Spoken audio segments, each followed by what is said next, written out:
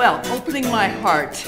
Now, it's the title of my newest book, but it's also what I plan to do this evening together tonight. Just as surgeons opened my heart, cracked it open, in order to perform cardiac surgery on me, and I will tell you a little bit about that tonight, I hope to be that open, that brave, and intimate with you tonight in telling you and sharing with you my nursing stories.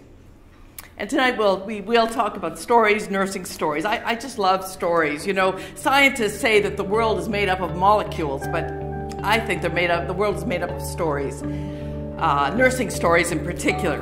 We are not a marginalized group. We are not an endangered species. We need to feel that pride every day. We don't need to be comforted and coddled or even praised as much as we need to be recognized and rewarded and given the resources that we need to do our work. I think so often about how we bestow dignity upon our patients and so many of the things that we do. Well, we have to make sure that we bestow that dignity upon ourselves. And, you know, our work has a lot of inherent dignity. So this evening I'd like to tell you about my nurse's story and what it's been like to go public with it. And I hope in my particular personal story that you will find something of your story.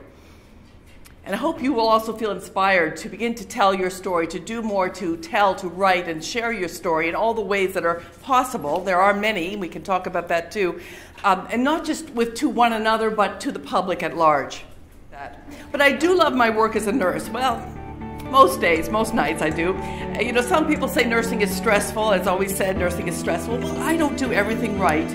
Or if there are signs that I don't pick up on, or things that I miss, or things that I do not right, or things that I don't do that I'm supposed to do, this person could die.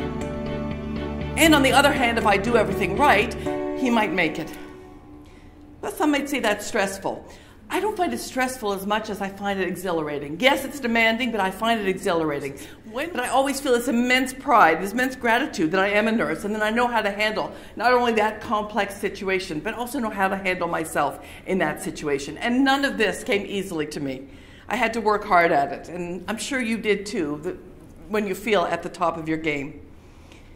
Now, since writing these books, I've constantly find myself in this situation of explaining what nursing is. I'm explaining it to the public, I'm explaining it to the media, I'm explaining it to often to students, nursing students, or young people thinking about nursing as a career. And I find that most people don't have a good understanding of what nursing is about. And I think it's understandable. Nursing is so vast, it encompasses so much, there's so much variety. Well, the ICU continues to be my home after all these years, but all these years working at it, I had a secret hobby. I was always doing the work, doing my shifts, taking care of patients, and then thinking about it and observing it and reflecting on it. It was always my way, it was always my personality, and I always loved to write.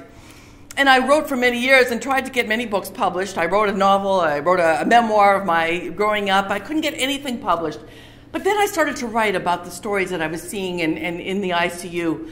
And I remember one nurse saying to me, you know what, no one knows what we do. And he kind of said it like, you know, woe is me. And I didn't want to see it that way, feeling sorry for myself, but he was right. Many people don't know what we do, and I meant the public. It was kind of a secret. And I remember one night I was working in the ICU and I was talking to a doctor who said, you know what, you should write some stories about the ICU. You know, the public is interested in what really goes on in the hospital. So I thought to myself, they want to know what really goes on in the hospital? Who better to ask than a nurse? So I had my stories there on the computer, I printed a few off, and I went down the street to McClellan & Stewart, Canada's top publishing agency at the time, publishing house. Anyway, I took it there, dropped off my stories, and it was in a Loblaws bag, in a plastic bag, left it with the receptionist, and I got a call a day or two later saying, Tilda, we want to publish your book.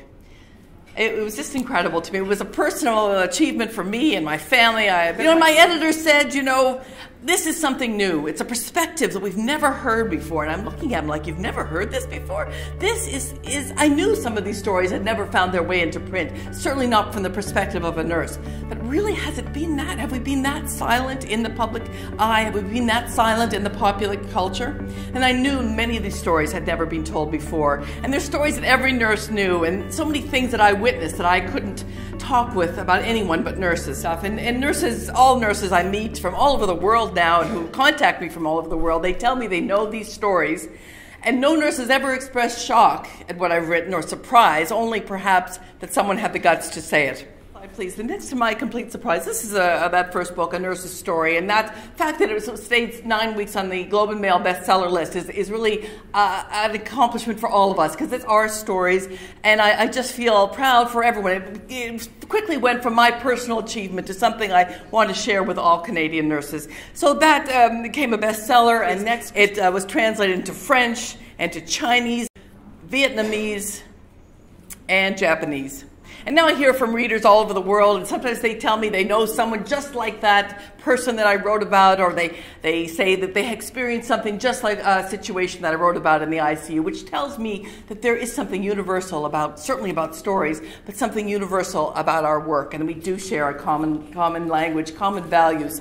And I've had so much fun showing people our world. You know, it's a world, especially the hospital, well, I would say all of what we do, not just in the hospital, it is very closed off and inaccessible. And I feel kind of like a travel guide, you know, being that interpreter for our environment. And readers tell me they love having this window into our world. They find it very comforting to know what nurses know. You know, the public is very has a lot of affection for nurses. I say they trust nurses. You know, all kinds of opinion polls say they hold nurses in high esteem. But to be honest, they really have a poor understanding of what we do. And the reason they don't know is because we haven't been telling them. And we have to find more ways to inform the public. I think it's imperative. Without this understanding, it's so easy to sentimentalize nursing and to underestimate its importance. And so we need to articulate the brain work of nursing and not just the emotional work. You know, taking a risk is always easier when you believe that there are things unsaid, or when you really do believe that you are fighting for justice. One message I'd like you to take home today from what I've said is about telling your story. There are moments in being a nurse that are your defining moments, and I beg you, I encourage you to write about those. And even if it's just for you and your family, in a journal, and I hope you will do that. I do hope my books have opened a door for more nurses to tell their stories. So you know what? Next time you're asked, what do nurses do? Here's your answer. Nurses work in research and disaster zones. They manage patients' conditions. They prevent deadly errors. They teach and advocate for patients. They improve people's health, they save lives, they save money, they prevent disease and suffering, and they fight for justice.